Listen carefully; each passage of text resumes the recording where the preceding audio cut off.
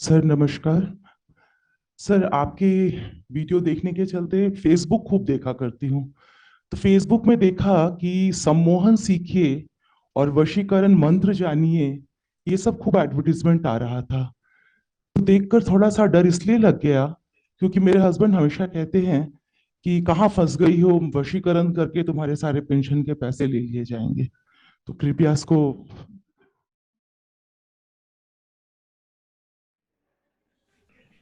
प्रश्न क्या है? अगर प्रश्न ये है सर कि क्या हमारे शास्त्रों में कहीं सम्मोहन और वशीकरण कहीं वर्णित है? मैंने तो उतनी किताबें पढ़ी। शास्त्र की परिभाषा क्या है, कितनी बार दी है मैंने? शास्त्र की परिभाषा क्या है? जो अहम की स्थिति की बात करे, अहम को बोले खुद को जानो आत्मा हो जाओ, उसको शास्त्र बोलते हैं। उसमें दूसरों को वश करने की बात क्यों होगी? दूसरों को वश करने से मुझे क्या लेना देना? दूसरों को रिझाने से मुझे क्या लेना देना? मेरी समस्या यहां है, वहां नहीं है। उसको रिझा भी लिया तो मुझे क्या मिलेगा? वो मेरे वश में आ भी गया तो मुझे क्या मिलेगा? मैं अपने ही वश में नहीं हूं।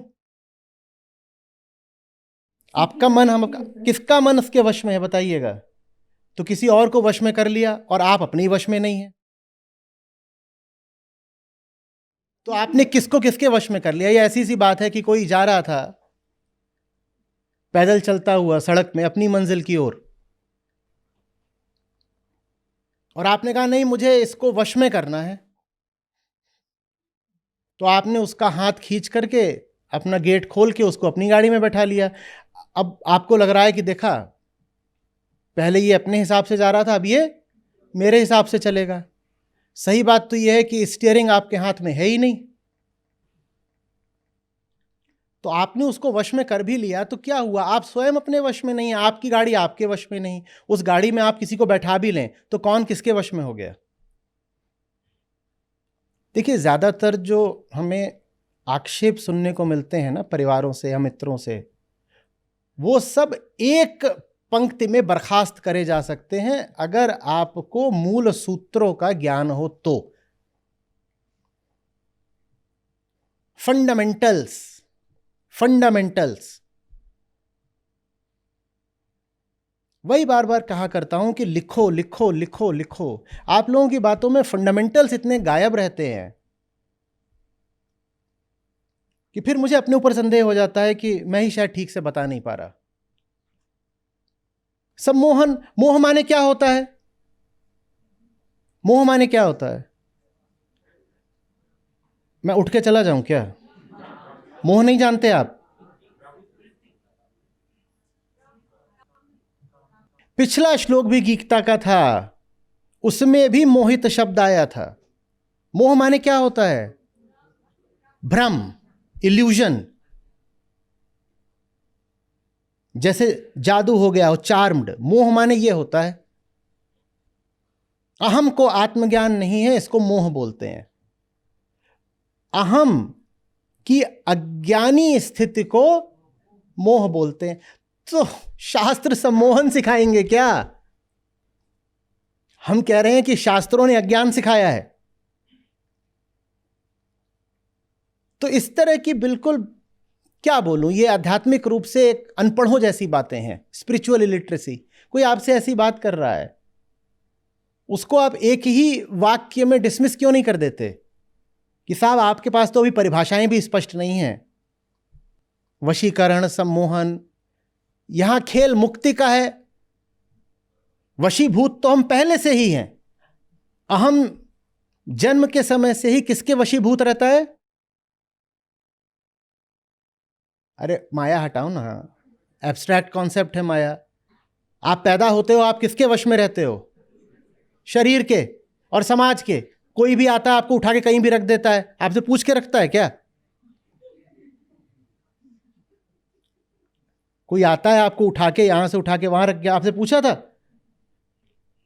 और पालने पे लेटे थे टट्टी कर दी, आपसे पूछ के हुई? तो शरीर और समाज, इनके वशीभूत रहते हो पैदा होते ही। अध्यात्म तो इसलिए है कि जो पहले से ही परवश है, परवश माने दूसरों के बस में है, उसको मुक्त करा जाए। अध्यात्म वशीकरण कैसे सिखा देगा बाबा? गणित के इम्तिहान में आप भूगोल लिख दें, वो फिर भी शायद चल जाए, पर कोई बोले कि अध्यात्म में वशीकरण और सम्मोहन है, ये तो बिल्कुल ना चले। कोई दूर दूर तक लेना देना नहीं, बिल्कुल विपरीत बात है। किस तरीके का हमारा माहौल होता है जहां ऐसी बातें हो भी जाती हैं।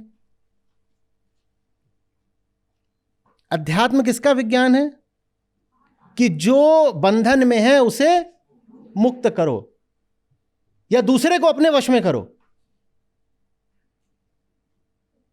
कैसी बातें हो रही हैं? अभी 1 घंटे तक हम किसी स्तर की बात कर रहे थे कि नहीं कर रहे थे? तो उस स्तर से हम इस स्तर पर कैसे आ गए अचानक? अभी हम कृष्णों कबीरों के साथ थे, एक स्तर की बात कर रहे थे, उस स्तर से अचानक ये स्तर कैसे आ गया? एक तो आप लोगों के साथ जो समस्या है वो बताता हूं क्या है। थोड़ा सा मुझे उसमें चोट दे के बोलना पड़ेगा, लेकिन जरूरी हो रहा है, मैं जिस तरीके का देख रहा हूं। देखो, एक टांग शिखर पर और दूसरी टांग घाटी में रखोगे तो चिर जाओगे, ठीक? इनके साथ और जिनके साथ आमतौर पे रहते आए हो उनके साथ एक साथ नहीं रहा जा सकता, चिर जाओगे। ये मैं सबसे नहीं बोलूंगा, पर आप लोगों से बोलूंगा, क्योंकि उम्मीद करता हूं कि आप एक स्तर पर आ गए हो, कुछ दिनों से सुन रहे हो।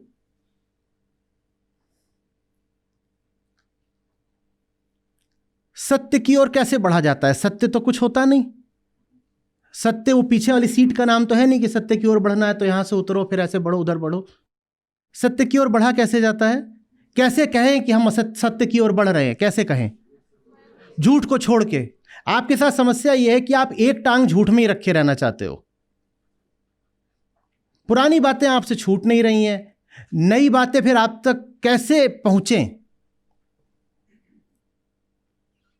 कोई अपनी पुरानी मान्यताएं लेके बैठा है, कोई अपनी पुरानी भ्रांतियां लेके बैठा है, कोई अपने पुराने बाबे लेकर बैठा है, उनसे छोड़े नहीं जा रहे। भले ही दिख रहा हो कि उधर और इधर जमीन आसमान का अंतर है, पर छोड़ा नहीं जा रहा। कह रहे नहीं, देखो सब कुछ रहे तो ठीक रहता है, रिस्क बचा रहता है। Diversification of Baba portfolio. हमारे झोले में हर प्रकार के बाबा हैं। आधुनिक उद्दंड भी हैं, प्रशांत टाइप,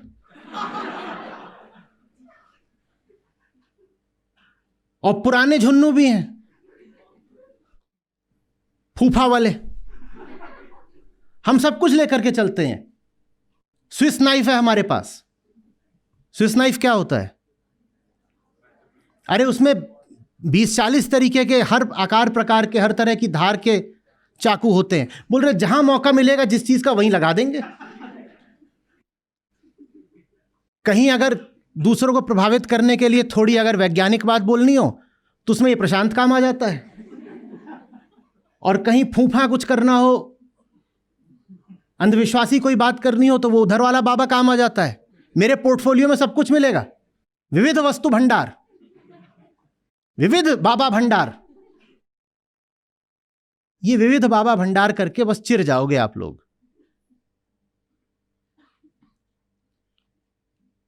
वादे करना मुझे बड़े खतरे का सौदा लगता है, मैं इसीलिए करा नहीं करता, क्योंकि कर दो तो बड़ा एक जिम्मेदारी का बोझ आ जाता है। लेकिन आपसे बता देता हूं, जो हम कर रहे हैं ना, इसमें साथ चल लोगे तो तर जाओगे, लेकिन साथ तभी चल पाओगे जब बाकी सब जो उल्टा पुल्टा पकड़ रखा उसको त्यागोगे। हमारा रास्ता वो नहीं है जहां 5-7 और चीजें पकड़ के, सम्मोहन, वशीकरण, ये बाबा वो बाबा, वो सब पकड़ के भी इस रास्ते पर चल लो। जो बाकी सब छोड़ने को तैयार हो वो इधर आए, नहीं तो फिर आपकी जगह यूट्यूब पर है, कम्युनिटी पर नहीं है। दुनिया क्या कह रही है बताइए, हमें क्या लेना देना। दुख मुझे तब होता है जब मैं देखता हूं आप भी वही बात कर रहे हो जो दुनिया कर रही है। ये वो अति सांकरी वाली गली है जिसमें हम जा रहे हैं। इसमें दो ही नहीं समाते, आप तो 20-30 लेके चलना चाह रहे हो। ये बातें वहीं पहुंच सकती हैं जहां इन बातों के लिए सम्मान और सफाई की जगह तैयार हो।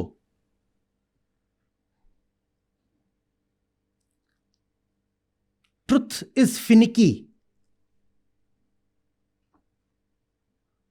And autocratic.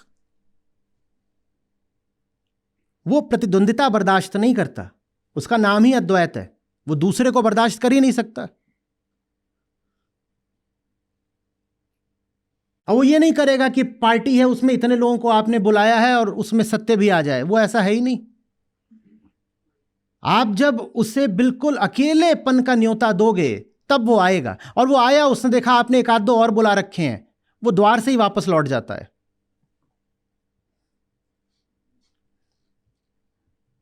पर हम वही संसारी गृहस्थ लोग हैं, हमें बड़ा डर लगता है। अंडेबाजी इतनी करी है ना, how to put all eggs in one basket. मैं कह रहा हूं फोड़ ही दो ऐसे अंडे, बास्केट खाली करो।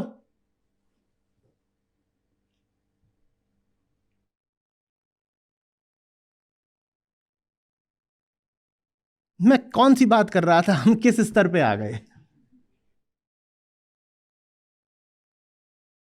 और ये सब आप लोग जो कर रहे हो कि ये भी वो भी 50 और बातें, और उसके साथ में फिर कबीर भी, उसके वो करके साल 2 साल बाद आपको निराशा हो, आप कहो मुझे कोई लाभ नहीं हुआ, समय बर्बाद हुआ, मेरी वृद्धावस्था की पेंशन लूट ले गए, तो फिर जिम्मेदार आप हो।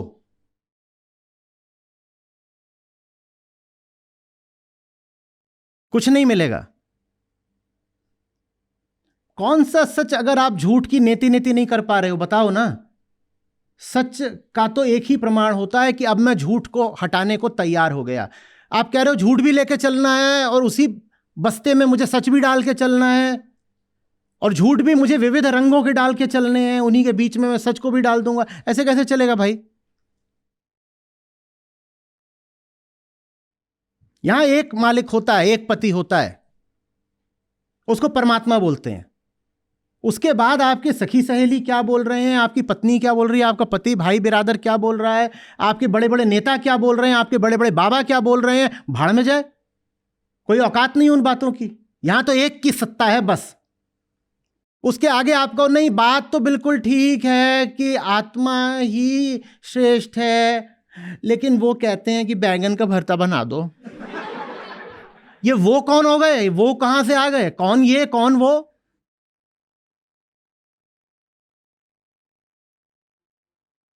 कौन सा वो।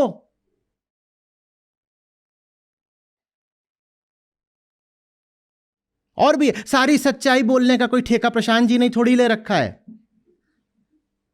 मेरे दूसरे भी तो फेवरेट बाबा हैं, टेडी बाबा।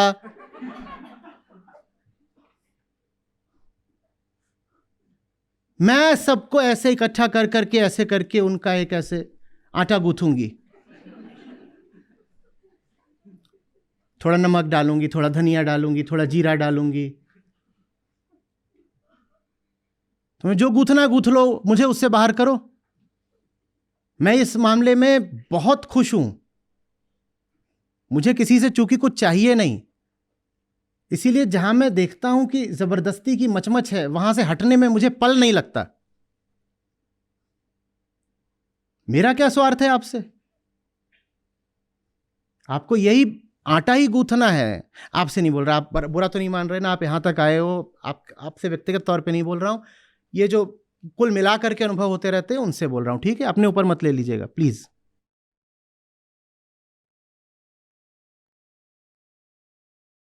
या तो ये बात सुनो सीधी सीधी, ट्रुथ एब्सोल्यूट होता है। एब्सोल्यूट माने क्या, no compromises, no adjustments, no otherness. सत्य एब्सोल्यूट होता है। या तो ये समझो, और उसमें अगर इधर उधर का मसाला गूंथना है तो अभी पहले मसाला गूंथ लो जी भर के। कई बार शायद नर्क से उसको ही बचाया जा सकता है जो पहले नर्क होकर आ जाए। जाओ हो आओ नर्क अच्छे तरीके से। और तुम्हारे सारे बाबा स्वर्ग नर्क का ही तो खेल खेलते हैं ना, खेल लो। ये तो पिछले कुछ सालों में दुनिया की, देश की पूरी पृथ्वी की स्थितियां ऐसी बनी कि मैं क्वांटिटी देखने लगा कि बात लोगों तक पहुंचे। नहीं तो मुट्ठी भर लोगों से बात करके भी मैं संतुष्ट था। यतीन्द्र जी, आपने जब आना शुरू किया था तो कितने लोग बैठे होते थे? आपको लगता है तब मैं जरा हल्की बात करता था या कम जोश के साथ बात करता था? बल्कि तब सत्र और लंबे लंबे हो जाते थे, 4-4, 5-5 घंटे बात हो जाती थी। मुझे क्या फर्क पड़ रहा था? पर आप मेरी ओर ऐसे आ रहे हो जैसे कि मैं आपके लिए कोई खतरा हूं, कि मैं कोई दुकानदार हूं। तो आप कह रहे हो थोड़ा रिस्क बचा के चलना है। जिन्हें रिस्क बचा के चलना, वो यहां क्या कर रहे हैं? जाओ किताबें पढ़ो, यूट्यूब देखो। मेरे लिए कम्युनिटी मेरा परिवार है, मेरी कम्युनिटी पे मत आओ। आज महीने का आखिरी दिन है, कल पहला दिन है, री एनरोल कराओ ही मत, खेल खत्म। क्योंकि आप जब मेरे साथ आ जाते हो तो आप मेरी जिम्मेदारी बन जाते हो, और मुझे फिर अपने आप से पूछना पड़ता है कि मैंने आपको सिखाया क्या। यहां मैंने आपको अपना बनाकर बुलाया है, और यहां आकर के वो शिखर और घाटी वाला काम मत करिए।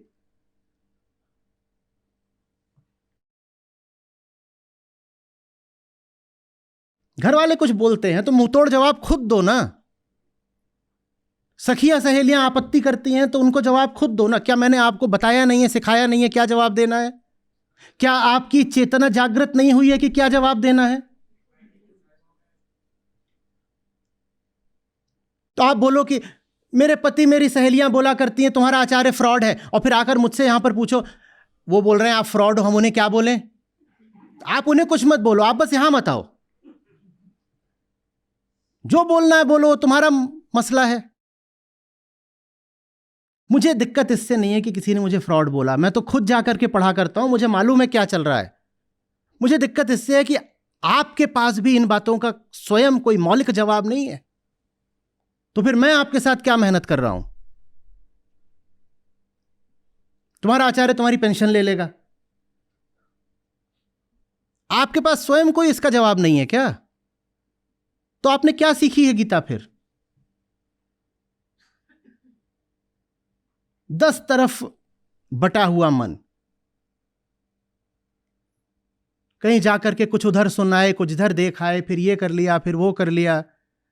भगवत गीता से ऊपर भी कुछ है क्या कि उसको जाकर के देख सुन रहे हो?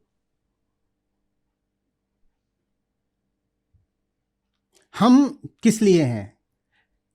कि मेरे साथ आप ऊपर उठे या आप मुझे भी नीचे खींच लें? तो याद रखिए ना, आपको मेरे साथ अपने सब लफड़ों झपड़ों से ऊपर उठना है। आपको ये थोड़ी करना है कि मुझे भी उनका हिस्सा बना लें।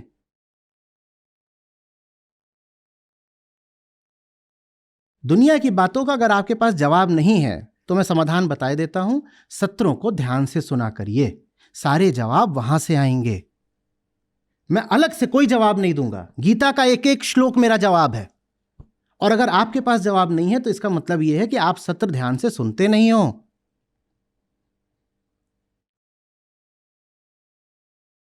और फिर कह रहा हूं, जो पकड़ रखा है वो छोड़ोगे नहीं तो उठ नहीं पाओगे। हां, छोड़ना है कि नहीं छोड़ना है वो आपका फैसला है, लेकिन आपके फैसले से जीवन का नियम नहीं बदल जाता।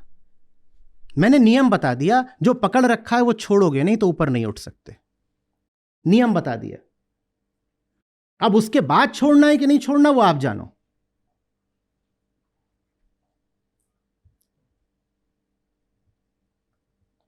वेदांत के पास तो एक ही विधि है, नेति नेति। छोड़ने की ही विधि है कि दिल कड़ा करो, छोड़ दो। और दिल भी नहीं कड़ा करना होता, जिस चीज की सच्चाई जान लो, अब उसके बारे में भ्रम में कैसे रह सकते हो?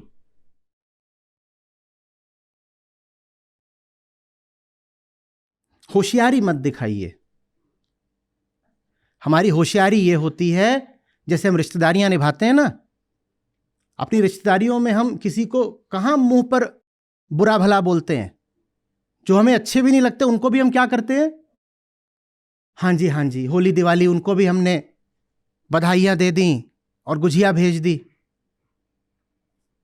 और उसमें हमारा तर्क क्या होता है, आड़े वक्त पर क्या पता कौन काम आ जाए, यही होता है ना। कहीं ब्याह हो रहा होगा, घर में कोई बोलेगा बच्चा मुझे नहीं जाना, तो कहेंगे तू अगर उनकी शादी में नहीं जाएगा तो हमारे घर की शादी में कौन आएगा, यही तर्क होता है ना। ये दुनियादारी के तर्क गीता के साथ मत चलाओ भाई। यहां तो एक को पकड़ना होता है और बाकी सब अपने आप छूट जाता है। वो एक इतनी बड़ी चीज है कि उसके बाद मोहलत नहीं बचती, गुंजाइश नहीं रहती कि कुछ और पकड़ सको। हम दुनियादारी के पैंतरे कृष्णों के साथ भी लगा देते हैं, थोड़ा इधर का थोड़ा उधर का, ऐसे ऐसे करके चलो। या तो ऐसे हो जाओ कि दुनिया के जितने सिद्ध पुरुषों ने जो भी बातें कही हैं उनमें एकत्व तो दिखने लगे, तब ठीक है।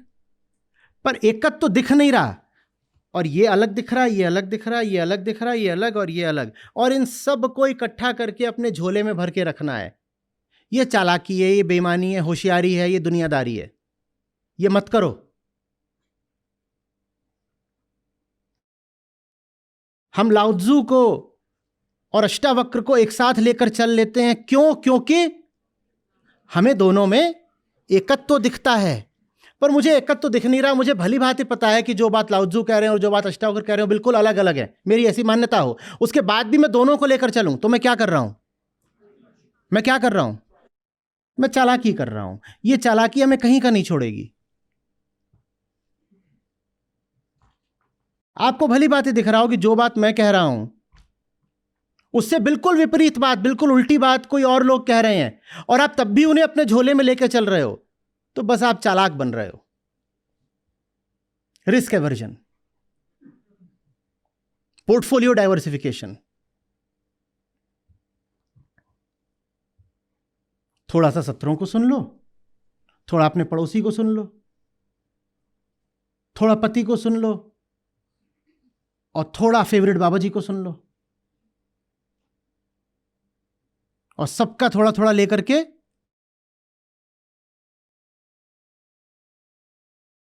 ऐसे नहीं। और बातें सारी लग यही रही हैं कि अलग अलग है। हम कैसे आदमी हैं अगर हमें दिख रहा है चार अलग अलग बातें हैं, और तब भी चार में से तीन को त्याग नहीं सकते?